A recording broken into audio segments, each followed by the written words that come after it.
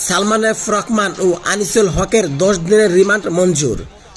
বৈষম্য বিরোধী ছাত্র আন্দোলন চলাকালে রাজধানী নিউ মার্কেট এলাকায় দোকান কর্মচারী শাহজাহান আলীকে হত্যার অভিযোগে মামলায় ক্ষমতাচ্যুত প্রধানমন্ত্রী শেখ হাসিনার বেসরকারি শিল্প ও বিনিয়োগ বিষয়ক উপদেষ্টা সালমান এফ রহমান ও সাবেক আইনমন্ত্রী আনিসুল হককে 10 দিনের রিমান্ড পাঠিয়েছে আদালত।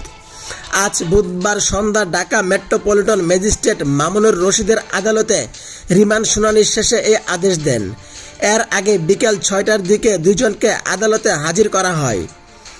এর আগে গতকাল মঙ্গলবার গোপন তথ্যের ভিত্তিতে নৌপথে পালানোর সময় রাজধানীর সদরঘাট এলাকা থেকে আনিসুল হক ও সালমান এফ রহমানকে গ্রেফতার করা হয়।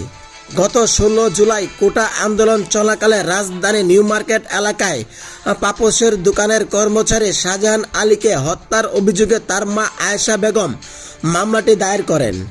মামলার অজ্ঞাতনামাদের আসামি করা হয়েছেন। একাদশ জাতীয় সংসদ নির্বাচনে আওয়ামী লীগের সরকার গঠনের পর প্রধানমন্ত্রী শেখ হাসিনার বেসরকারি শিল্প ও বিনিয়োগ বিষয়ক উপদেষ্টা পদে নিয়োগ পান ঢাকা 1 আসনের সাবেক সংসদ সদস্য ও শিল্পপতি সালমান এফ রহমান। দ্বাদশ সংসদ নির্বাচনের পর তাকে একই পদে বহাল রাখা হয়। 2014 সালের 10ম সংসদ নির্বাচনে ব্রাহ্মণবাড়িয়া 4 আসন থেকে নির্বাচন করে আওয়ামী লীগের সংসদ সদস্য নির্বাচিত হন আনিসুল হক। ওই মেয়াদেই তাকে আইনমন্ত্রী করে সরকার। এরপর থেকে তিনি আইনমন্ত্রীর পদে ছিলেন।